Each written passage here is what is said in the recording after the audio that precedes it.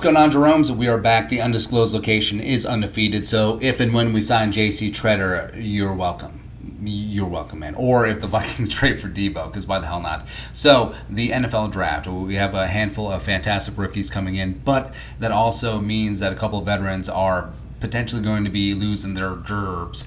So let's talk about a handful. It was going to be 5, except we added more on there, of veterans who could be in a little bit of trouble, veterans who were put on notice with the draft class. Up at 1 is Cameron Tiny Dancer. So third-year cornerback. Last year was supposed to be the breakout, building upon a great second half to his rookie season, but not so much. He showed some flashes, yes. He did grade out relatively decent compared to the rest of the Viking secondary, but I don't know. That's being the tallest guy in ACDC. Congratulations. And with Patrick Peterson back, and presuming that he's going to have one of the starting spots, beep, bop, bop, bop, boop, only one other starting spot is open, especially since Hairston and Shondon are probably going to hold down the slot. So the Vikings drafting Andrew Booth Jr. at 46, if he can stay healthy. That's a big if with Andrew Booth. I think that he has a chance to supplant Cameron Dantzler in the pecking order and potentially take over the starting spot. And Dantzler, he's got talent, man. He does, but is head going to be in the game? Is he really going to bring it year 3? I want him to, because it would be great if it's Andrew Booth Jr. and Cameron Tiny Dancer as your starting cornerbacks going forward, but we'll see. Next up, so with the drafting of Brian Asamoah in the 4th round, 3rd round, nailed it. Sorry, draft brain. Been at for a long time, but Asamoah coming in, and the Vikings do have a glut of young linebackers inherited from Ricky Spielman.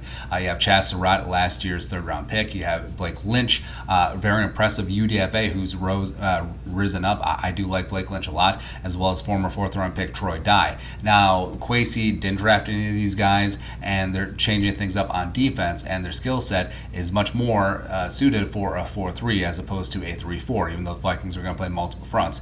Now, Asamoah, I think, is scheme agnostic. He can really do everything, and I think that he's going to bring an energy to the linebacker room that frankly, they do need a little bit. And if Asamoah coming in can elevate the game of these other guys, especially guys like Blake Lynch, who I have a lot of hope for, more power to him. Fantastic. Next up, so you have Wyatt Davis, no matter what. Last year's 3rd round pick. I want him to work out, but I don't know, man. As well as Ezra Cleveland, even though he's been the starting left guard for a year and a half, essentially, and I think that he made some great strides last season, I don't think that he's guaranteed a job. I think there are 2 guaranteed offensive lineman spots. Brian O'Neill and Christian Darrisaw, that's it. The interior offensive line is completely up for grabs, and that's the way it should be. So maybe Ezra does have a chance to hang on to one of the guard spots, but Ed Ingram coming in as a day 2 selection, his forte is pass blocking. He played a lot of left guard at LSU. I mean, there is a chance. There is a real chance that Ed Ingram is your starting left guard and Ezra is potentially into the win. Maybe he's the backup swing tackle. Maybe he's traded. Who really knows? But they're shaking things up front, and you do like to see it. Next up, so sticking in the cornerback room, so you got Chris Boyd and Harrison Hand, sort of those cornerbacks 3, 4, 5, 6, working all up in there.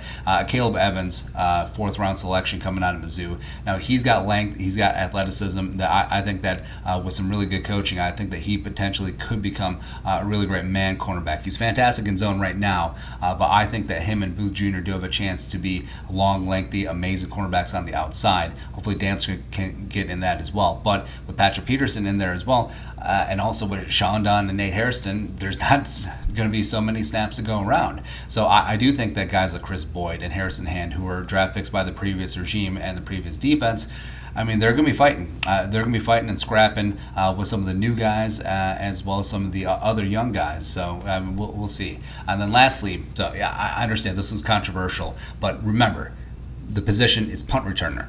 Punt returner KJ Osborne. So the D.D. Westbrook punt return experiment last year was abysmal. It didn't work out. Chad Beebe is gone.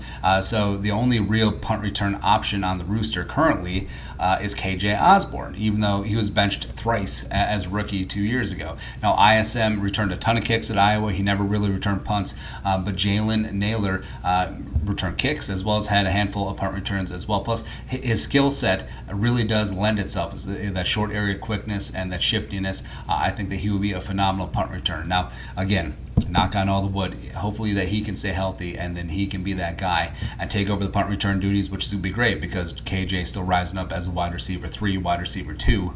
You don't want him back there sacrificing himself on all those punt returns. But that's it. That's a handful of veterans put on notice by the Vikings 2022 draft class. Let us know your thoughts and our thoughts in the comment section below. Subscribe for daily Vikings takes. Want to support the work, put a little something in the Venmo. But until next time, Skull, production value.